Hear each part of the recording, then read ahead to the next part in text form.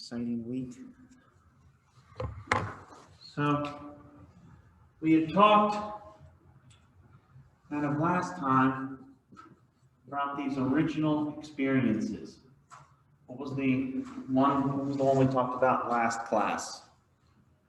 What was that experience known as? Original what?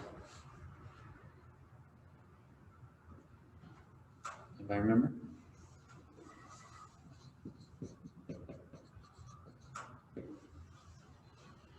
Original solitude. What is the meaning of original solitude? It is that uniqueness of humanity in comparison to, not necessarily against. I think sometimes some people, when we talk about these things, think this means is humanity against the world. No, that's not what it means. It means in the hierarchy of being, humanity is above all of the rest of creation. In fact, we normally say that there's only one sort of creature that exceeds humanity, but they are not normally encountered in the regular physical created order. Those are angels. But an angel, of course, is a spiritual creature.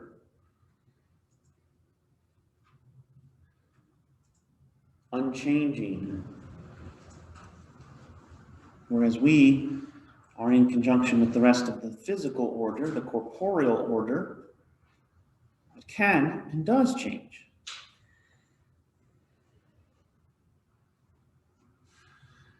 And among that created order, we are unique.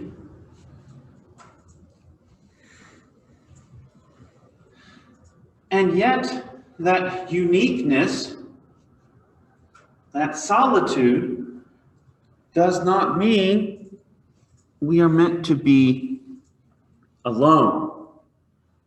Does not mean we're meant to be alone at all. That's the second experience, original experience that is found, original unity. Original unity.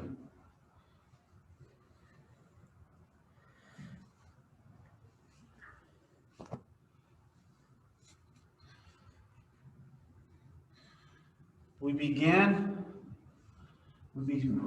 see this beheld for us, at least as far as Revelation tells us, in the second chapter of Genesis.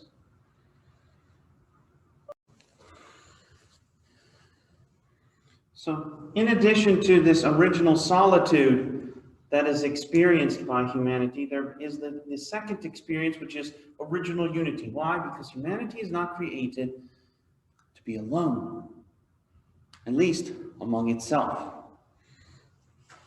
In the second chapter of Genesis, we follow up that first account of creation, the 6 days account. It says, on the first day God did this, on the second day, on the third day, and it ends on the 6th day with the creation of humanity. The second one focuses more on the creation of humanity itself. Everything kind of has its order, it's all brought together. Then there is this humanity that exists. And God speaks in there and says, it is not good, because in that story, man, the male, is created first. It says, it is not good for man to be alone. We must create a helpmate for him. Seems to go through all of the other animals, but of course, because of that solitude,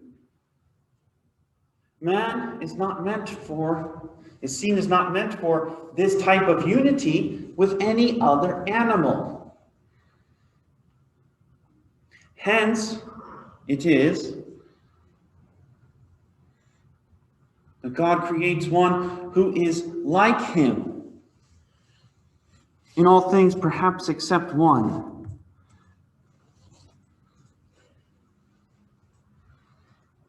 Famous story of the rib taken out from Adam, and from it produced the woman. So woman comes from man. What Adam says when this happens is he says, behold, bone of my bone and flesh of my flesh. So affirming that this one who has some difference between himself and yet is still equivalent to him. How is she equivalent to him? How is she meant to be united to him? Ultimately in and through the body.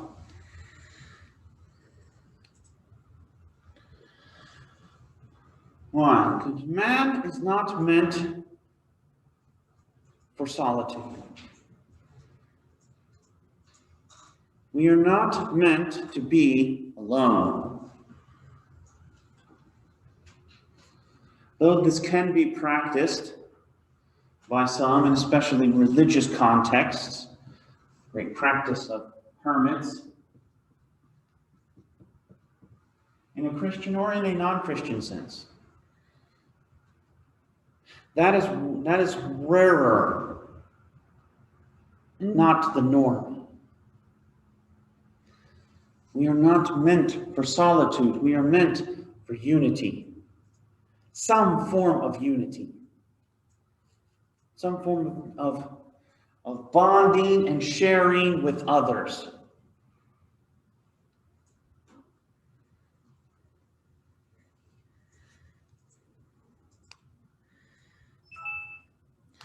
And at the most basic level, this unity is found in one who is complementary to the other.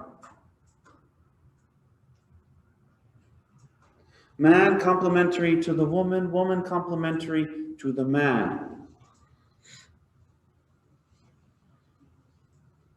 There are differences, but there are equalities. They are both equal in possessing that original solitude.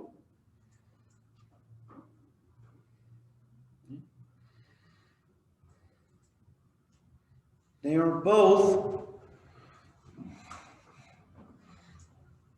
of them given to being above or over the rest of these created beings, created living beings.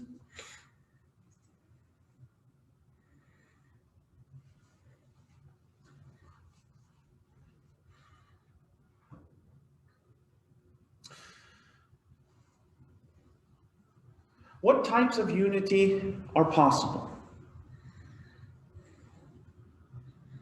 What types of unity are possible? There is perhaps the most extreme form, assimilation.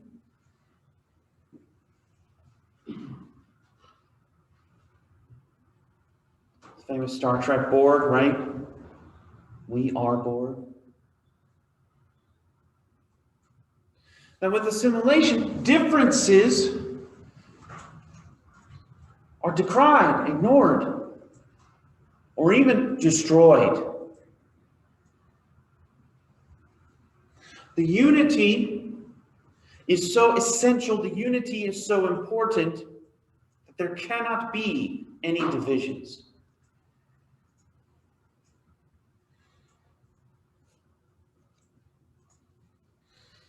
Or else the divisions, the differences are so minimal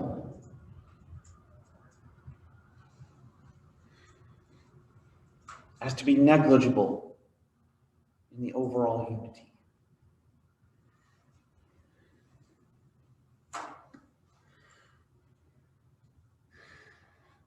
Yet this is not the full unity that is desired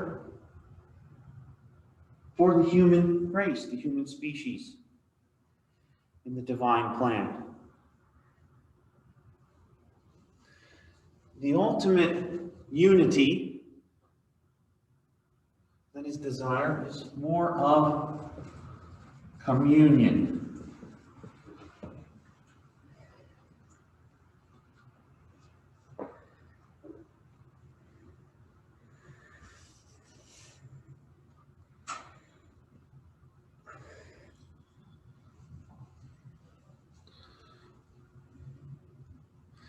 That sharing in that which is common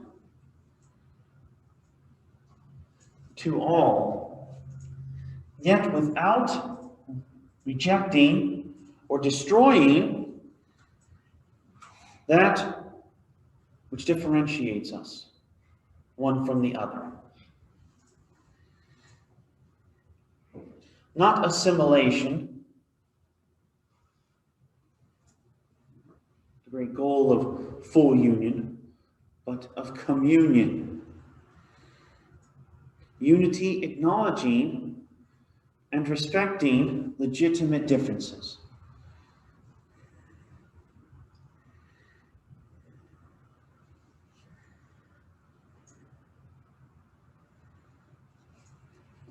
So that in communion there is both identity and difference.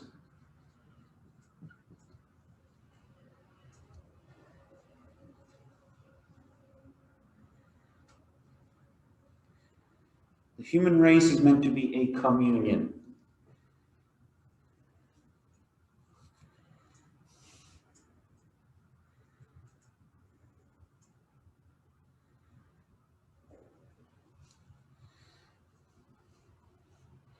There is a shared identity that comes from our mutual humanness, being human.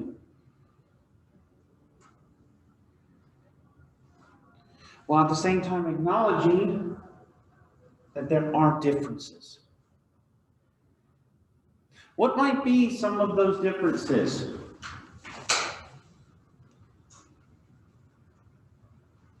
Our personalities, for one.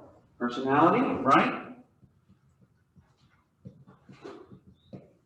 You can first of all have a different type of personality.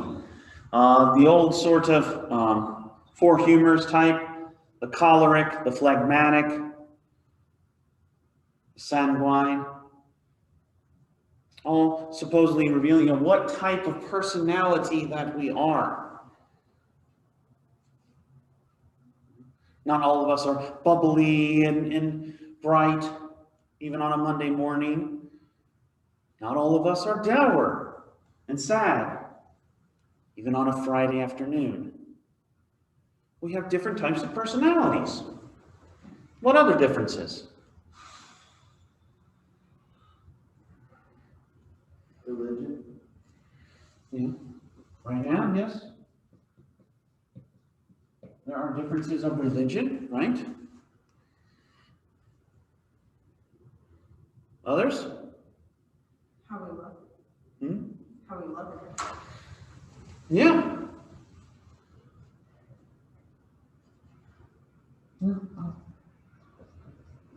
One way that's exemplified is race, for example. The most basic way that we look is our skin color. Those of us paler than Wonder Bread, some of us who are darker, and those of us who are in between, right? Whether we're tanned or not. Others? Gender. There's gender.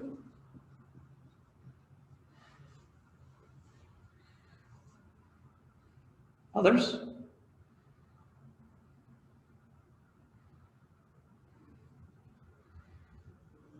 There are some other ideas that come to mind. Our capabilities, or our talents, you could say. Some of us are very good with numbers. Some of us are very good with ideas. Some of us are more hands-on. We need to work with our hands. You could say that's perhaps a little bit part of personality, but it is also what we are capable of doing. Some of us can do great physical tasks very easily. Some of us are more thinkers. We work the brain muscle rather than the brawn muscle. Some of us in between.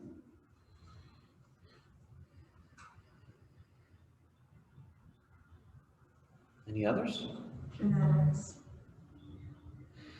I mean, I'd say that's probably a little bit in most of that. Because it comes out and it can come out in our capabilities and our personality, race or gender. The genetics is in there. So would you consider like hair color, shape of your fingers, eye color, all that like under race or under capabilities? Okay, you want to get technical, we get technical. I mean, yes. I mean, you asked. Ultimately, yes. At our genetic level, there are immense differences that can come up in small ways and in large ways. And these are some of them. They're not all of them. You're right. They're not all of them. Well, Is that really an innate difference, though, in us, in who we are as a person, or is that just more of what we have? probably more than you. Yeah. That can emerge. So that I would say is more of a difference kind of post-fall, post our origin.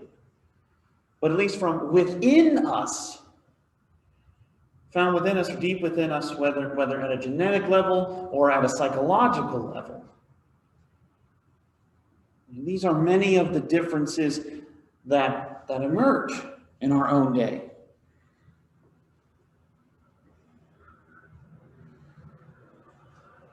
And yet, we can still find a shared identity.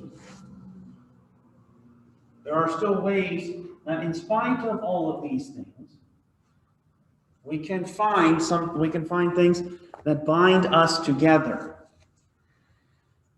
What are some examples of that? Things that make us more shared together or joined together rather than distinct or different.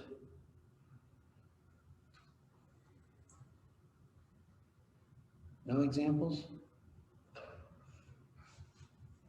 Just being Ultimately in the end. But what about being a nation? students. Being in a collective body such as a university, right? That we are, which is not just the students. Don't get me wrong, you're a very important part of this. Because otherwise I could just be teaching to an empty room. For all they know, I am teaching to an empty room. Just throw in my voice. So there are differences between us, and yet we can find a shared identity. Others?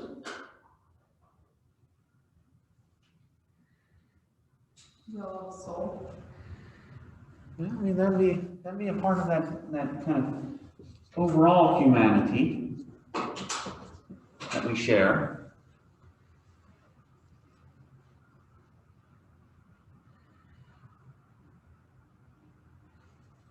Various sorts of clubs and organizations, whether some sort of athletic club, whether some sort of civic club, organization. There are numerous ways that we seek communion, more so than assimilation. We don't seek to just cookie cut everyone. But we understand and acknowledge legitimate differences while still striving to have a shared identity, a shared purpose or goal or end for all that is done.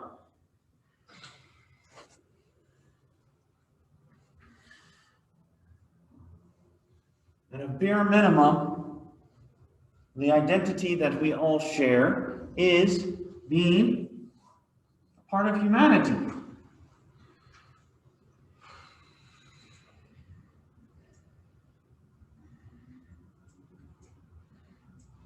One of the greatest ways that we cause division in the world, in this post-fall world, is to deny the humanity of someone, whether an individual, whether a group.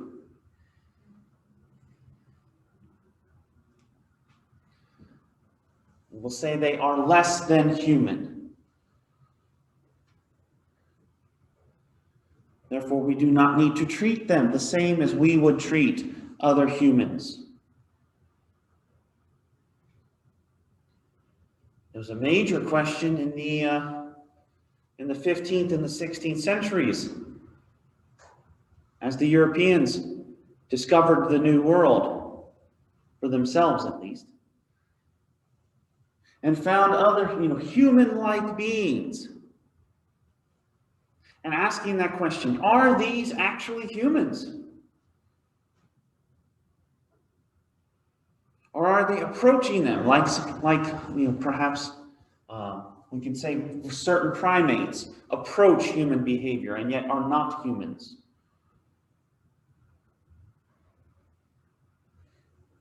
Or these beings that we were finding, that have something, are they human? Obviously, the ultimate answer reached was yes, they are.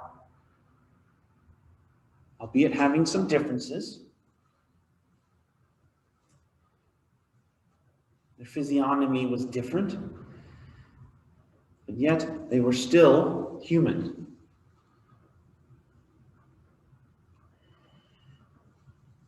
Every major conflict in the recent years, the recent decades and centuries, has always seen the other side as being demonized or barbarized.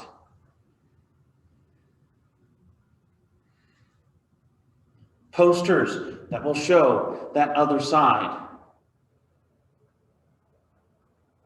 having a demonic or even an animal-like appearance. Why? Because we must destroy that there is anything that links us to them. They are the enemy. In fact, to see them so much the enemy, is that they're not even the same as us. Not even the same.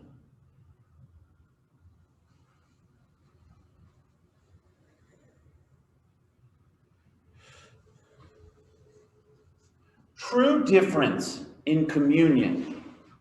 True difference in communion is meant to provide a complementary effect. That it is meant to complement, not in the sense of praising or, but to say that each has its place. It works well with the other.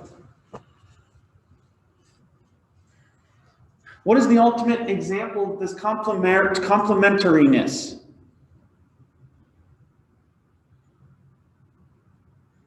Where differences can work together with a shared identity. Unity?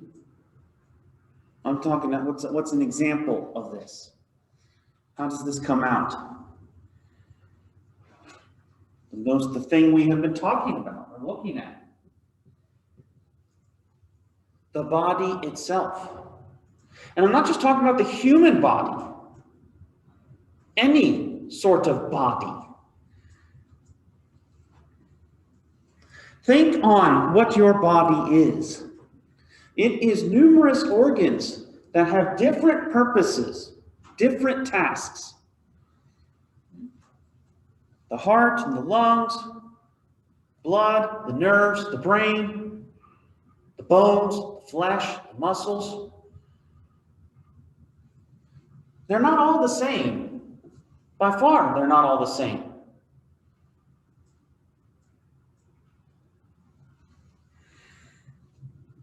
But there is a common identity that brings them together and allows them to cooperate, to work in union with each other, despite, and even in a certain sense, because of their differences.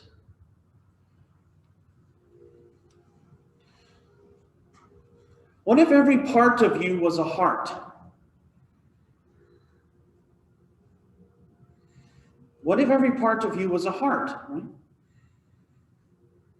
You can pump and pump and pump, but you ain't pumping any blood, are you? You're pumping other hearts. It's not very effective. What if every part of you was a foot? You could stand, you could walk, but you can't walk because all of you are feet.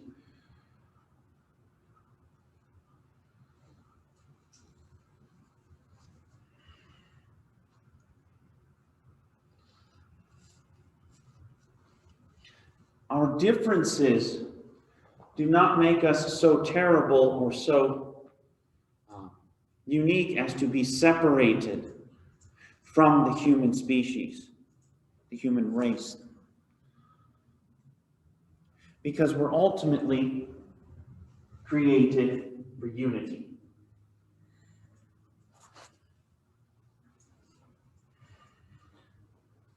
The great example of this idea that we are destined for unity comes in kind of a negative way.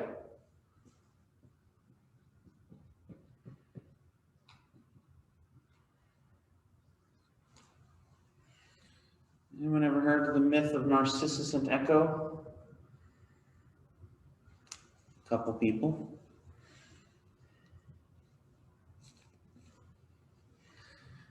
The great Greek myth of Narcissus and Echo is that Narcissus was a young man of great beauty, great masculine beauty. Many who strove to have his hand.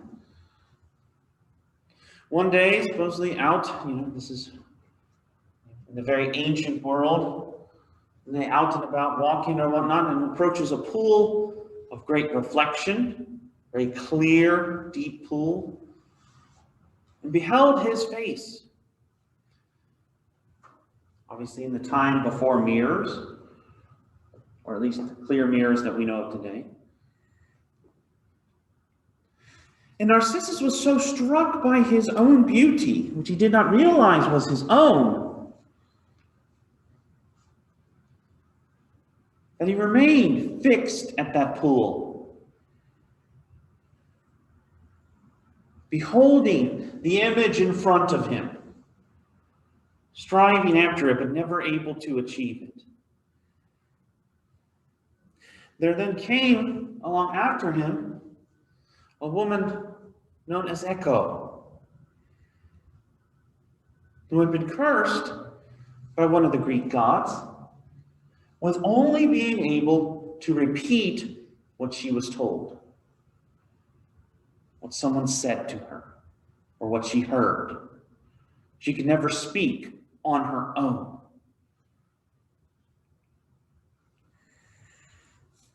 And so Echo encounters this Narcissus, obsessing over himself by the pool, falling in love with the young man, but only able to say what he says. So when he is crying out his love of himself in this reflection, all she can do is repeat it back, trying to make the words her own, but really only repeating what he says.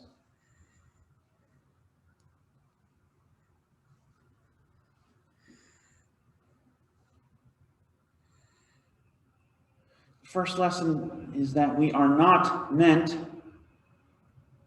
for just ourselves. We are not meant to enjoy merely ourselves.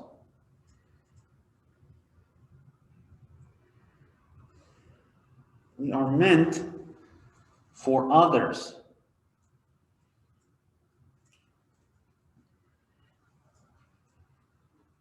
But we are also not meant to just become copies or echoes of others.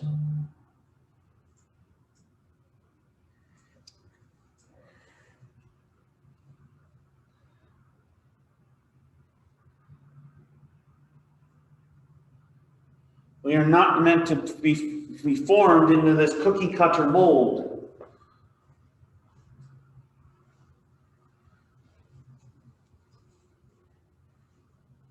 Many times it seems, especially in this day, we are told to conform to various standards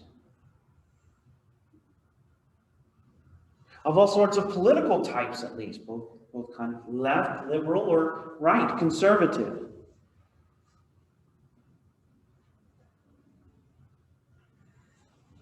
That's not the conformity that we are called to have and to embrace. Not a mindless conformity that says just go along with it. But a conformity around something that we all share, that we all partake in.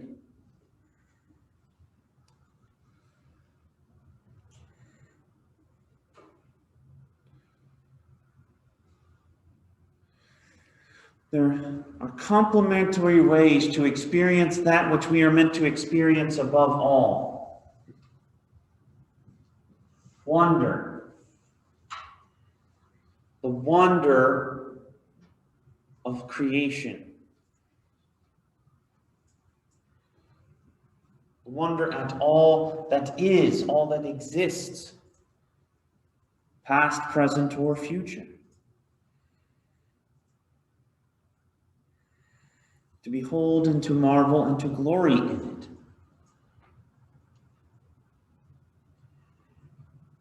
But another way that we can wonder at it is not through merely our own perspective, but to see it through the eyes of another. We talked about that last class about the creative work of humanity, and especially comes about art. This can also be done to see things through a different lens, a different perspective. To kind of put on another's eyes and ears, and to see what they see, to hear what they hear.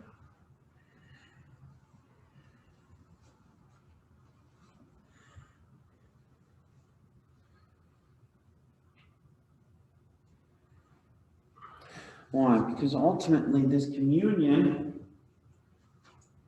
brings together these differences, provides and helps foster that identity.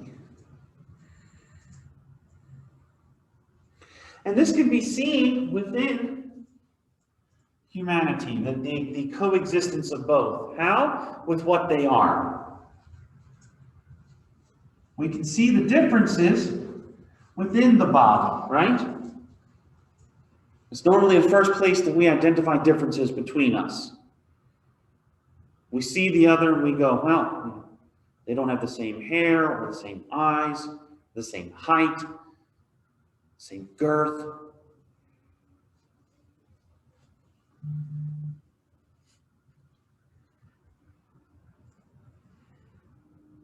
It's usually in the body first that we see and know differences. And yet when we look deeper, we can see that common identity that primarily, not exclusively, but primarily dwells in the soul. Soul is spiritual, right? It is not a body, so it does not necessarily have a physical form. And we are all equivalent in our souls. We all have the same faculties, right? Intellect, will, emotion.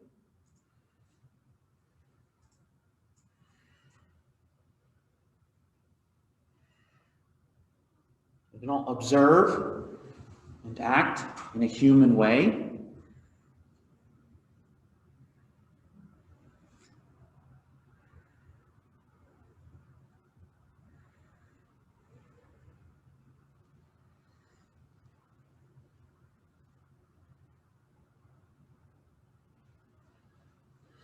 So it is that we are called towards this experience of unity, to live out, to experience this unity. And this unity, this original unity in particular, finds its expression, finds its communion in one particular way in general.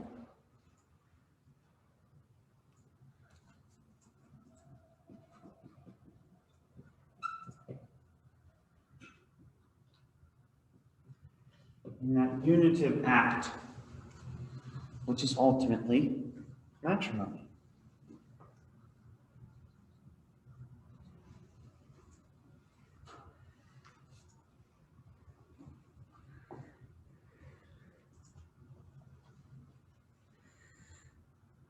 For one of the most basic differences that are seen in the human person is that difference of sex. Male versus female.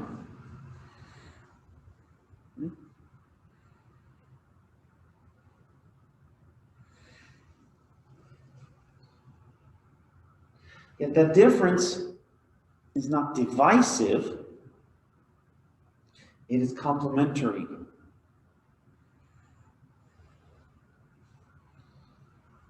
The male for the female for the male.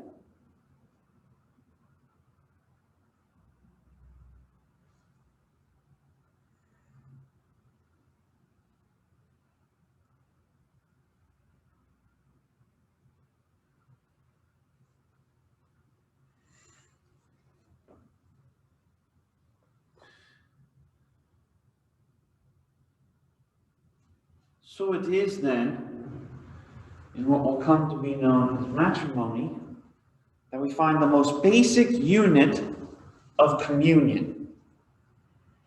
Remember we saw the overall humanity, the kind of some lower divisions, the nation or the state or the city or the town, the university, the club, the organization. The most basic level of communion found in the human species, in the human race, is matrimony. Two become one.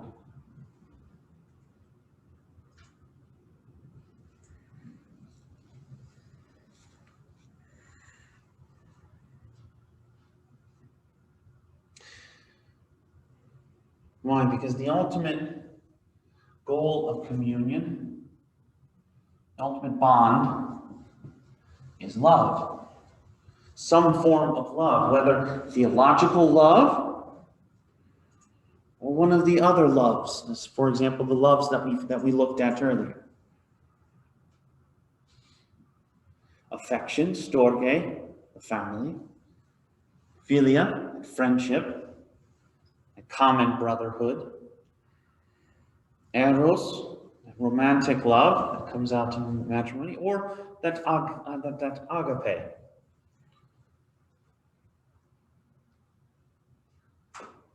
All of these are bonds of love. We have to love in some way those near to us, those joined together to us, in order to have communion. It cannot be forced for long. The center ultimately cannot hold. Talking about this love, in one of his papal writings, Benedict XVI says, it is neither the spirit alone nor the body alone that loves. It is humanity, it is man, a person, a unified creature of body and soul that loves. We cannot love without both.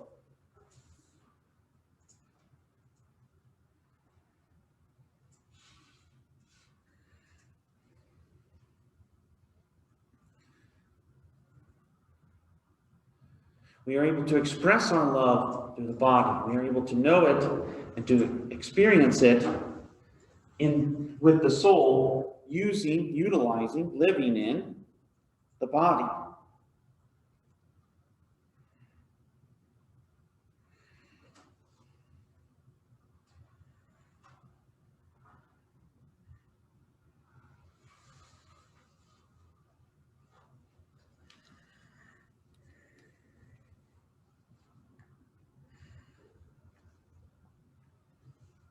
So this original unity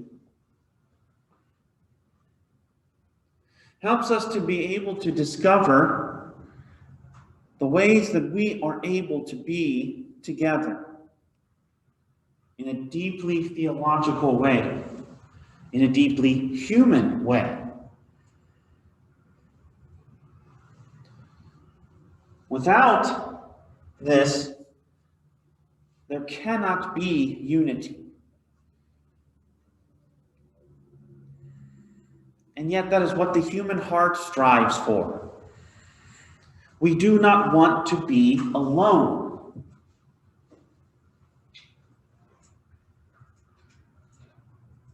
We desire something, someone, some sort of love, ultimately. It may not be that romantic love, that sexual love, but we still desire love.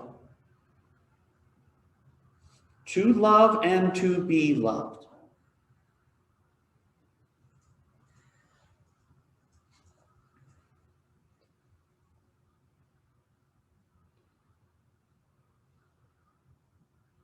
Now, of course, the ultimate unity, the ultimate communion that we will see that we will have is with the one who has given this all to us, with God.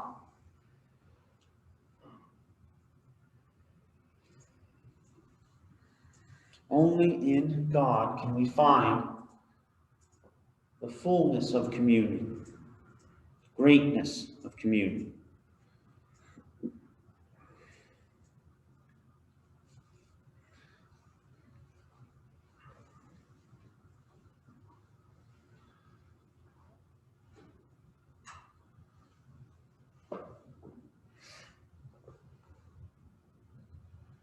And when we lose God, we lose that ability to have communion.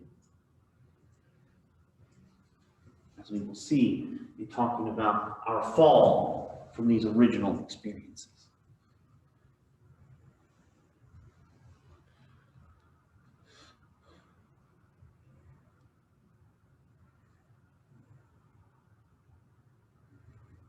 But that will come more at a later time.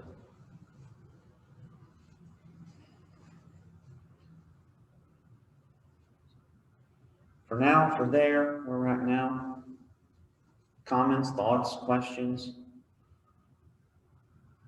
clarifications, postulations, peregrinations, jubilations. Nothing, Nathan? Wore out, even though we're getting late, deeper and deeper into the semester. Only got a few weeks left.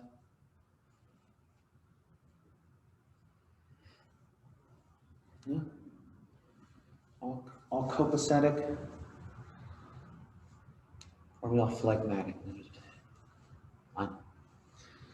All right.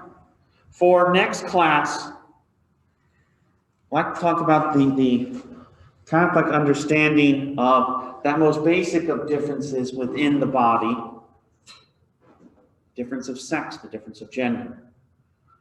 what is the Catholic understanding, the Catholic perspective on what is sex and gender and what that means for us as human beings. So we'll look at that and talk about all of that next class. Get working. Remember, you've got your next writing assignment to work on. You have your, what's it called? The assignment, participation assignment that is due. Yes? Yeah, you didn't. Yeah, I didn't course I get didn't. the, All right, so I will post it and I will give you extra time. You're welcome. Thanks. Well, it's my fault anyway, so I'm bad. So yes, that will be posted soon. Fridays are getting very busy right now, so that's my fault. So yes, that will be posted. Get working on that. As part of that, you need to make sure that you let me know who what the political issue, and also just go ahead and tell me who you're going to do for your virtuous individual project. We talked about that earlier. Get that to me. So I'll make it due Thursday. I'll give you a few extra more days. So that'll be due by end of day Thursday. So those two things will be in there. So I'll need a grade for that. But as long as you give me something that I asked for, you'll get a grade. All right. So look on that. Get working on that. And we will see you next class.